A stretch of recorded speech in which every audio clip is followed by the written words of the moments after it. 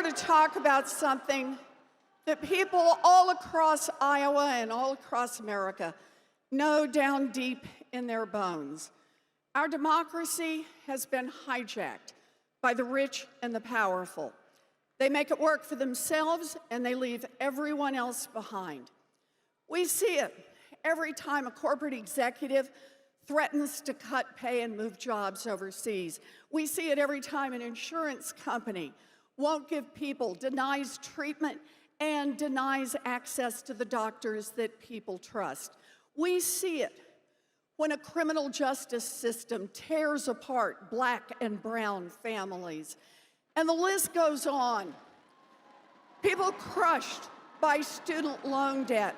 We see it over and over. We see it when a gun industry prevents any vote on sensible legislation that could save the lives of our children. We see it when an oil industry continues to drill and calls all the shots in Washington. That is corruption, plain and simple, and we need to be willing to call it out for what it is. If we're going to make the big challenges of our time, then it's going to take big structural change, and that starts with you, Iowa. You know, a lot of people are afraid of big structural change, afraid because they're already rich and powerful, and they may lose influence, afraid because they built lives sucking up to those who are rich and powerful, afraid because they see an America where they won't be able to make the changes they need, afraid because they are either too cynical or too downtrodden to believe that change is possible. Well, not me. I believe in change, and I know we can get it done. And why do I know we can get it done? Because I've done it. So I want to tell you a story about a toaster. Back when I was a young mom, toasters could actually set houses on fire. Really. Those little toaster ovens didn't have a shut-off switch. So you could put in the bread, hear the baby cry, leave the room, and come back, and your toast would literally be in flames, sometimes along with the kitchen curtains and the kitchen cabinets as well. And then a federal agency stepped in and said, enough.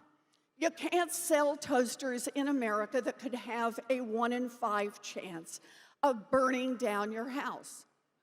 Done. No more toaster fires. Back by the early 2000s, mortgages in this country had gotten so complicated and so dangerous that they had a 1 in 5 chance of costing a family their home. Not because of fire, but because of foreclosure. Only this time, the federal government was not on the side of the families. It was deep in the pocket of the big banks. In fact, so deep in the pocket of the big banks that they permitted millions of those mortgages to be sold, and they crashed our economy. That was 2008. So I had an idea, and the idea was a consumer agency that would protect people when they got mortgages or credit cards or payday loans, the same way that other consumer agency had protected people when they bought toasters. So here's the deal. I went to Washington, and I tried to talk to everybody I could about this idea. And they told me 2 things. Almost everyone I talked to said the same 2 things. First, that is a great idea. You could make a real difference. That's structural change, yes. And the second thing was don't even try. Big money, The big banks, they will fight you. The Republicans will fight you. A bunch of the Democrats will fight you. You will never get this done. I get it. Big structural change is hard, but it was the right thing to do. So we took on Wall Street, we took on the big money, and we won. And that little consumer agency has now forced the big banks to return more than $12 billion directly to people they cheated. We know how to make government work for the people. So what did I learn from this fight?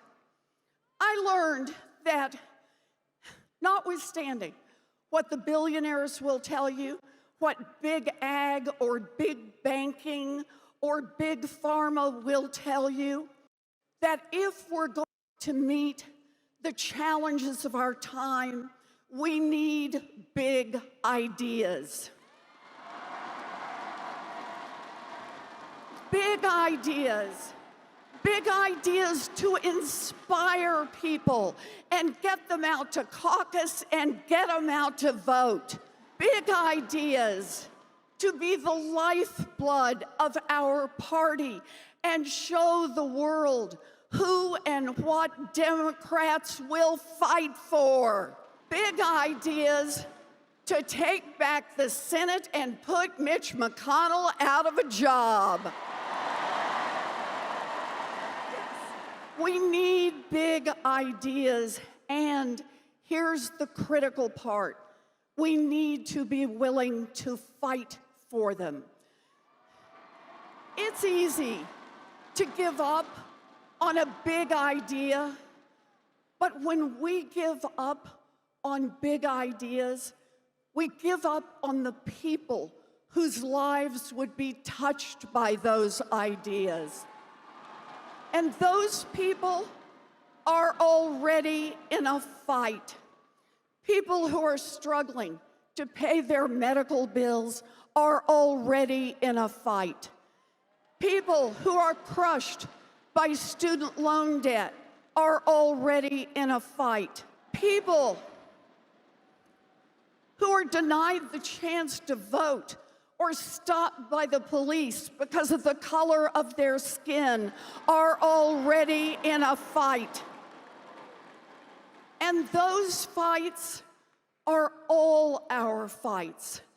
Look, anyone who comes on this stage and doesn't understand that we're already in a fight is not the person who is going to win that fight. Anyone who comes on this stage and tells you they can make change without a fight is not going to win that fight. And anyone who comes on this stage and tells you to dream small and give up early is not going to lead our party to victory. This is a time of crisis, and media pundits, Washington insiders, even some people in our own party don't want to admit it. They think that running some vague campaign that nibbles around the edges is somehow safe. But if the most we can promise is business as usual after Donald Trump, then Democrats will lose. We win when we offer solutions big enough to touch the problems that are in people's lives. Fear and complacency does not win elections. Hope and courage wins elections. I'm not running some consultant-driven campaign with some vague ideas that are designed not to offend anyone. I'm running a campaign based on a lifetime of fighting for working families. I'm running a campaign from the heart because 2020 is our time in history. 2020 is our time to win the fight for a Green New Deal and save this planet. 2020 is our time to win this fight for Medicare for all and save our people. 2020 is our time to win the fight for a 2-cent wealth tax and invest in a whole generation. 2020 is our time in history, our time to dream big, fight hard, and win.